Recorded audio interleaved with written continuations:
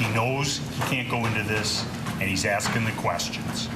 I asked the court to strongly admonish him, and the next time it happens, I'll be asking for a mistrial with prejudice. He's an experienced attorney, and he knows better. Mr. Finger? First of all, Your Honor, this was the subject of a motion. I'm well aware of that, and the court left the door open. For me, not for you. My understanding of You should have come and asked for reconsideration. You did on the one motion, and in fact, I granted your motion for reconsideration. That was not our motion. Excuse me. I did. I granted. We did not move to reconsider. That was their motion. We've not filed any motions to reconsider in this case. That was their motion for reconsideration, which I denied. But I said I denied it, or I indicated a bias towards denial is what I did. Held it open with a bias towards denial. Why would you think that that made it okay for you, without any advance notice, to bring this matter before the jury? I was astonished when you began your examination by commenting on the defendant's post-arrest silence. That's basic law. It's been basic law in this country for 40 years, 50 years. I have no idea why you would do something like that. And it gives, well, I'll leave it at that. So I don't know what you're up to. May I respond? Yes.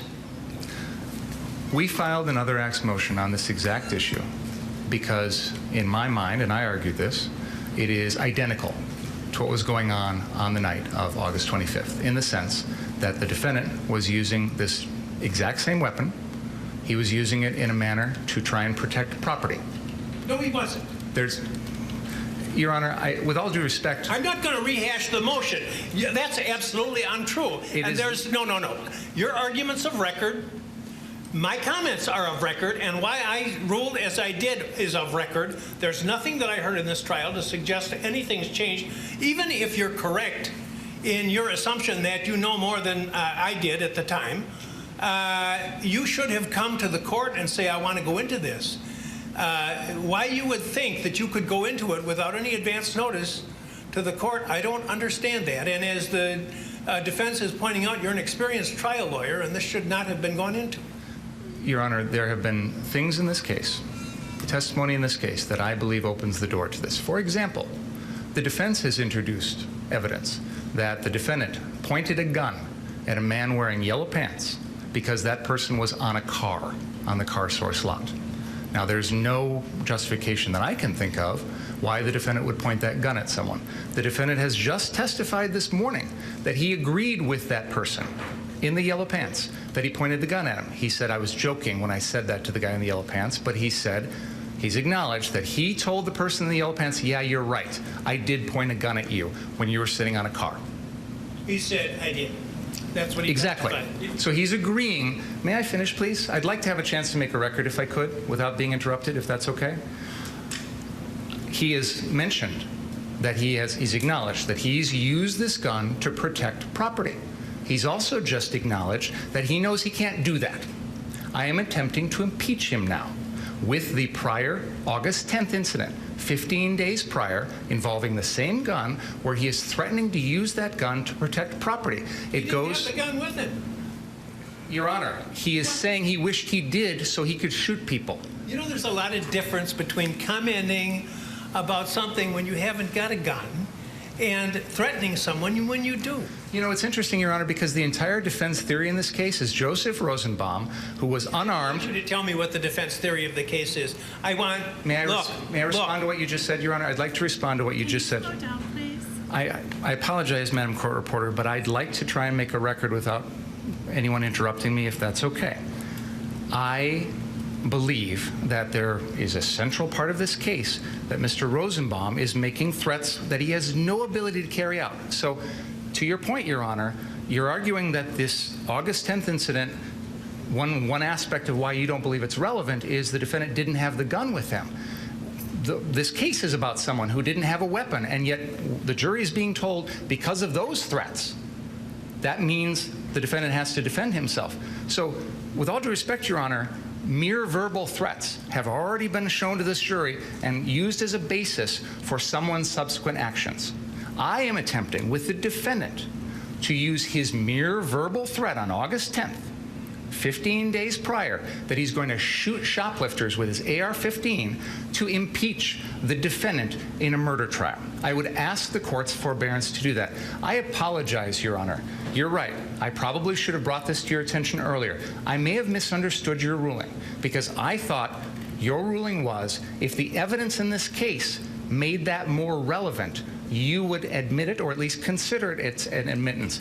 I believe, based on the evidence that we've heard, and more specifically exactly what the defendant said earlier about admitting pointing a gun at someone who was merely jumping or sitting on a car, that the door is open now to this testimony. And I continue to believe that his state of mind, his intent, his belief as to self-defense is the core of this case. That was the basis for my motion. You were strongly inclined against it. I understand that. But now we're in the middle of trial, and there's been a lot of evidence that's come in that I think makes this relevant. So I'm attempting to impeach the defendant on his beliefs. I believe I'm entitled to impeach the defendant on his beliefs and on his statements. I'm going to interrupt you now because you're talking about his beliefs. I think that's what they call his statements to, Your Honor. Because he just said, can't use deadly force, can't threaten to use deadly force to protect property. So now I'm impeaching him on that.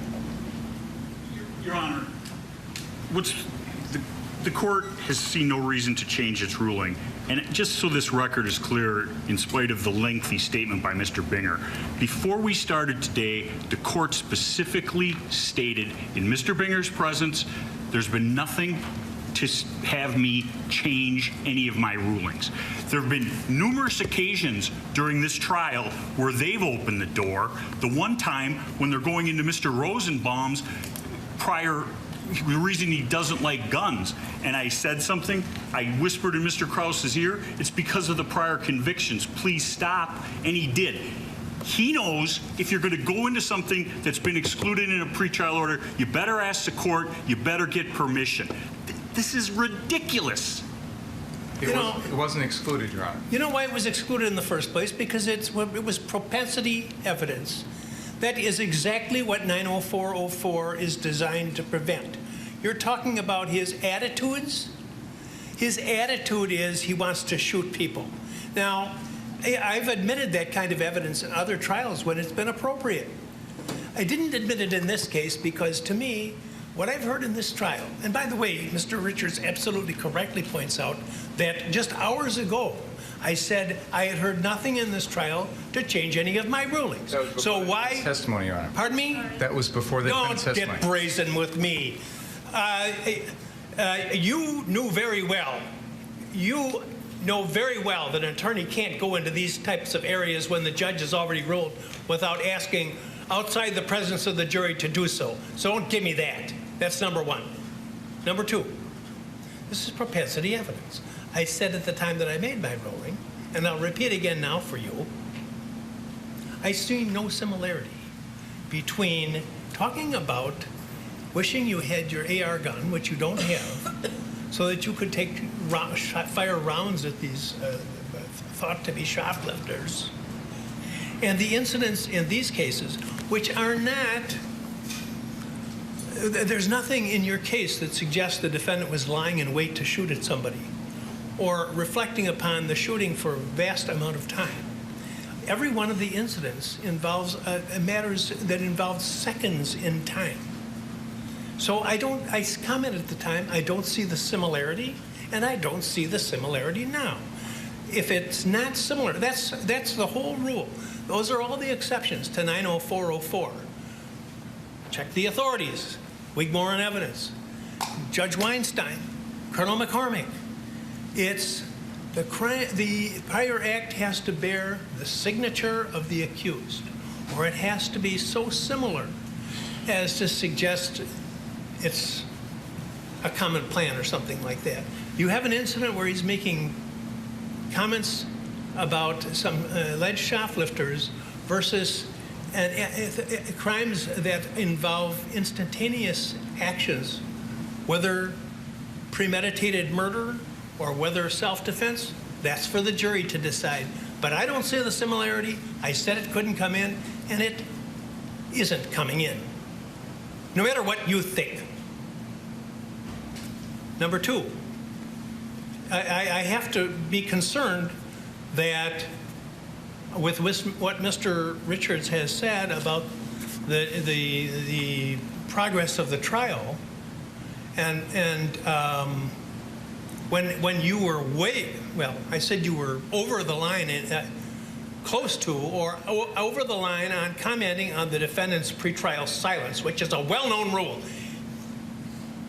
I'm astonished that would have been an issue. So I don't want to have another issue as long as this case continues. Is that clear? It is. Thank you. Ask the jury to come back in, please. Hi, everyone. George Stephanopoulos here. Thanks for checking out the ABC News YouTube channel. If you'd like to get more videos, show highlights, and watch live event coverage, click on the right over here to subscribe to our channel. And don't forget to download the ABC News app for breaking news alerts. Thanks for watching.